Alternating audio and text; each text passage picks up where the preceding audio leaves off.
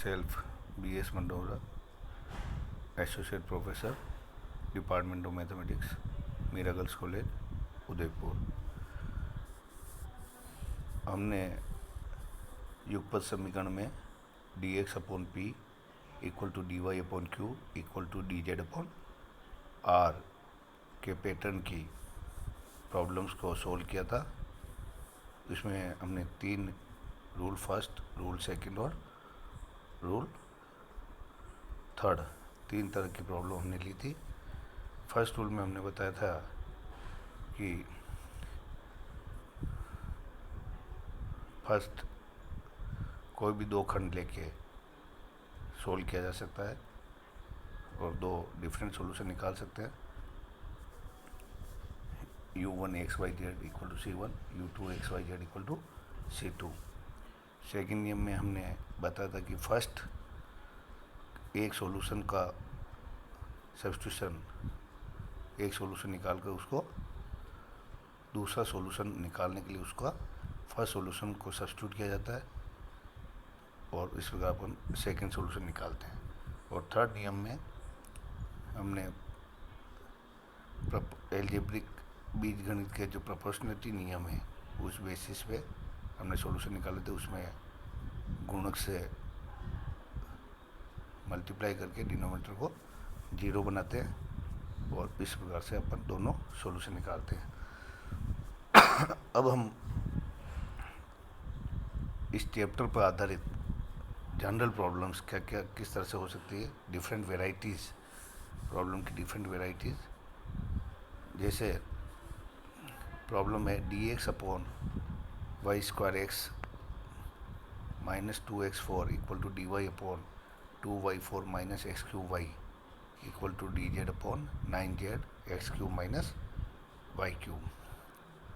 तो फर्स्ट 2 खंड में x और y है, इसमें कोई z इंक्लूड नहीं है, तो इसमें अरेंजमेंट करते हैं।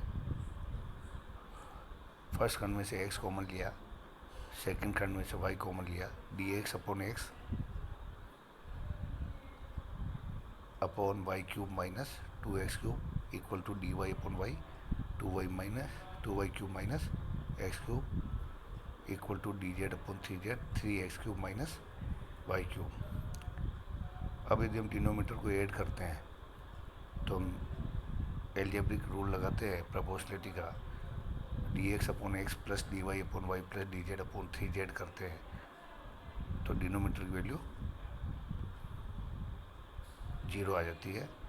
तो इस जगह हमारा फर्स्ट जो सॉल्यूशन है वो क्या आ जाएगा, dx upon x plus dy upon y plus dz upon 3z equal to 0 को सोल्व करने से फर्स्ट सॉल्यूशन आ जाएगा। तो log x plus log y plus log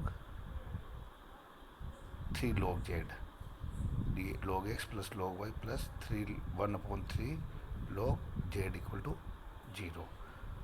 ठीक है, तो इसको जैसे log x plus log y plus 1 upon 3 log z, 1 upon 3 log z को लिखा गया log z की पावर 1/3 और तीनों एडिशन में है तो log x y z की power 1/3 equal to 0।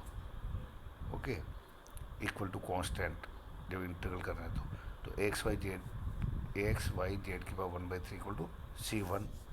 This is the one of the solution. Now again first और सेकंड से 2 सॉल्यूशन निकालने, फर्स्ट और सेकंड से एक सॉल्यूशन आपके पास आ गया एक्स वाई जेड में। दूसरा सॉल्यूशन आपको x कॉमन नहीं लेना है, dx upon x y cube minus 2x4 dy upon 2y4 minus x cube y. Now this will give dy by d x equal to, first और second से क्या आया, dy by d x we get dy by d x निकालते हैं यहाँ से तो क्या वैल्यू आ रही है, dy by d x equal to 2y4 minus x cube y upon y cube x minus 2x4। तो ये जो है अपने 4 डिग्री की समघात इक्वेशन है। ठीक है, तो होमोजीनियस फर्स्ट ईयर में आपने पढ़ा है, होमोजीनियस इक्वेशन उसे सोल्व करते हैं समघात समीकरण को y equal to v x है। तो यहाँ पे y equal to v x रखा, तो d y by d x क्या गया, v plus x d v by d x, v plus d y by d x, v plus x d v by d x, y equal to v x substitute करना है, तो x और v में equation आ जाएगी, तो x cancel हो जाएगा, सम का आते तो v two v cube minus one upon v cube minus two, ठीक है, v को ट्रांसफर कीजिए उधर, x d v by d x equal to this minus v, LCM लीजिए, तो v cube minus two LCM, तो ये two v four minus v four plus two v, तो t v four minus v four क्या हो गया, v four, और minus v plus two v क्या हो गया, वी, तो v four plus v upon v cube minus two, नीचे वी, ओके, तो ये आ गया x d v by d x, now separation of variable, d x upon x equal to d v v cube minus two, और v common लिया v cube plus one. अब इसका क्या करना है, समाकलन करना है, इंटीग्रल करना है इसको, और फिर वैल्यू सब्स्टिट्यूट करनी है,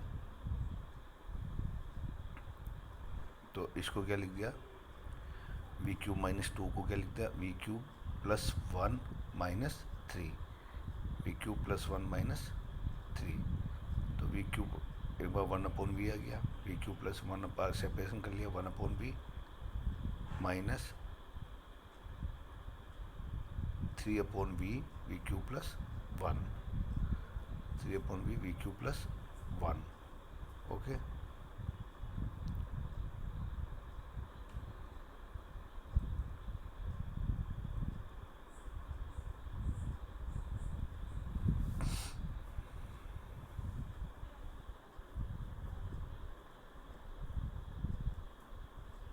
ठीक है, तो इस तरह से अपन क्या करेंगे, जब इंटीग्रल करेंगे तो ये सॉल्यूशन, फिर आप y equal to v x, v की वैल्यू रख दीजिए y अपॉन एक्स, तो इस तरह से अपन सॉल्यूशन आ जाएगा आपके पास। Now important problem, d x upon cos x plus y equal to d y upon sine x plus y equal to d z upon z, ठीक है, तो cos x plus y denominator में, sine x plus y denominator में है, तो इसको यदि आप एलजेब्रिक कुछ करते हैं, एलजेब्रिक प्रोपोर्शनलिटी में तो जीरो नहीं होता है डिनोमीटर में, तो इसका दूसरा तरीका सोचना पड़ेगा, तो हमने क्या किया, हमने प्रोपोर्शनलिटी तीनों को छोड़ के हमने क्या लगा, d x plus d y cos x plus y plus sine x plus y equal to d x minus d y, ये this, now d x plus d y cos x plus y minus sine x y plus y ऊपर ले लिया denominator में, numerator में, upon this, now जब cos x plus y plus sine x plus y को t माना, तो sine x plus y का differential cos x plus y, cos x plus y का डिफरेंशियल क्या हो गया, minus sine x plus y, ठीक है, और एक्स प्लस वाई का क्या हो गया, d x plus d y, ठीक है, ओके, या आप चाहे तो एक्स प्लस वाई को टी मान लीजिए, तो d x plus d y d t, ठीक है, तो cos t minus sine t upon cos t plus sine t, now cos t plus sine t को यू मान लीजिए, तो डी यू, ठीक है, d u upon u, okay, इस तरह से हो जाएगा, तो ये हो गया log cos x plus y plus sine x plus y, one का वन डी एक्स का एक्स, वन डी वाई का x minus y plus c, ठीक है, लोग हटा दिए, तो cos x plus y plus sine x plus y e की power y minus x, y minus x करिए, या ई की power x minus y, c e की power x minus y, again this is one of the solution, again d z upon z equal to d x, ठीक है, third part, और d x plus d y ये part लिया आपने, again को x plus y को t, d t upon cos t plus sine t, ठीक है, डी जेड अपॉन जेड, तो ये तो लॉग जेड हो गया आपके पास, ठीक है, और d t upon cos t plus sine t, ठीक है, तो इम्पोर्टेंट इंटीग्रल है sine t plus cos t, ठीक है, तो इसको हमने क्या किया, sine t plus cos t को आपने पाई बाई फोर को साइन ए कोस बी के फॉर्मूले में कन्वर्ट कर दिया। साइन पाई बाई 4 से मल्टीप्लाई एंड डिवाइड, ठीक है। ओके, तो ये आ गया। एक जगह आपने लिख दिया sign a cos pi by 4, एक जगह लिख दिया साइन पाई बाई 4। तो साइन पाई बाई 4 की वैल्यू 1/√2 है, ठीक है। ऊपर भी ये 1/√2 से मल्टीप्लाई कर लिया, डिवाइड कर लिया। तो sign a cos B plus cos A sine B, तो साइन ए प्लस बी, ठीक है ना। क्लियर, 1/√2 से ऊपर मल्टीप्लाई, इंपॉर्टेंट इंटीग्रल है ये, इसी तरह से किया जाता है, ठीक है। अब x plus y plus 1/4, pi को टी मान लिया, ठीक है। तो d x plus d y d t 1/√2, जो √2 को उधर ले लिया आपने, ठीक है। और ये हो गया 1/sin t D t upon T, okay, या कोजेक में कन्वर्ट कर लिया। तो कोजेक का क्या होता है इंटीग्रल, इसको टी मान लिया पूरे को, तो डी टी हो गया cosec t d t. Cosec t का क्या, log sin t, log 10 half t, तो log 10 half x plus y plus 1/8 pi plus log c2। तो इस तरह से अपन दूसरा सॉल्यूशन फाइंड आउट किया। तो कोई इसमें अलग नहीं है, बस ये आपको ध्यान रखना है कि 1/cos t plus sine T का इंटीग्रल कैसे करते हैं, 1/sin t plus cos t का। तो हमेशा इस तरह का जो भी इंटीग्रल होता है, चाहे प्लस का हो चाहे माइनस का हो, चाहे दोनों कोस के हो चाहे दोनों साइन के हो, 1/√2 से मल्टीप्लाई करते हो और डिवाइड करते हैं, ओके। नेक्स्ट प्रॉब्लम, ये आपके युगपत समीकरण का जो है लास्ट पार्ट चल रहा है। Next problem, d x upon x equal to d y upon y equal, बहुत ही इंपॉर्टेंट प्रॉब्लम है ये, d z upon z minus a root x square plus y square plus z square. तो first part तो separation of variable पहले दिख रहा है, d x upon x equal to d y upon y. तो log x equal to log y, या transfer कर दिया log x minus log y equal to log c. तो x upon y equal to c, ठीक है। Log m minus log n क्या होता है, लॉग एम बाई एन, और लॉग कैंसिल हो जाएगा। ये तो फर्स्ट सॉल्यूशन हो गया। Now second solution, second solution क्या करना है, एक्स वाई जेड को क्रमशः गुणांक लेना। फर्स्ट को एक्स से मल्टीप्लाई से, क्योंकि यहाँ पे क्या x square plus y square plus z square है। तो फर्स्ट को एक्स से मल्टीप्लाई किया, सेकंड को वाई से किया, थर्ड को जेड से किया। तो इससे क्या हुआ, और ऐड किया, x d x plus y d y plus z d z equal to x square plus y square plus z square minus a z root x square plus y square plus z square. ये अपने पास आया है, okay. अब इसको हमने क्या किया, x square plus y square plus z square को टी स्क्वायर मान लिया, ठीक है। तो x d 2x d x plus 2y d y plus 2z d z equal to 2t d t. तो this will give 2t d t, ठीक है, 2t d t, t square minus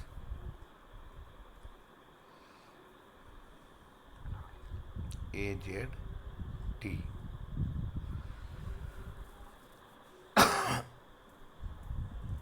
x is 2x d x plus 2y d y plus 2z d z equal to 2t d t. 2 cancel हो गया, x d x t d t upon t square minus a z t. This will give t common ले लिया, d t upon t minus a z, okay.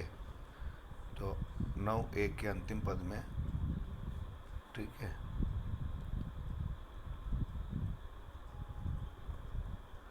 D z upon z minus x square plus y square plus z square क्या है, t square, ठीक है। तो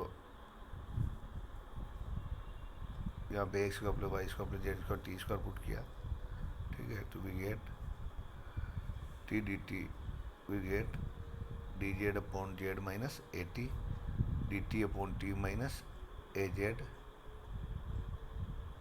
हो गया। Third part लिया, और ये अब जो भी डेराइव किया वो लिया, equal to d x upon x.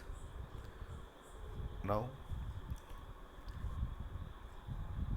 First को 1 से मल्टीप्लाई किया, सेकंड को भी 1 से किया, थर्ड को भी। एक बार और इनको ये करने के बाद आपने प्रोपोर्शनलिटी लिया 110, ठीक है। तो 110 लेने से क्या हुआ, d z plus d t z plus t minus a z plus t, z plus t को यू मान लिया, ठीक है। तो d z plus d T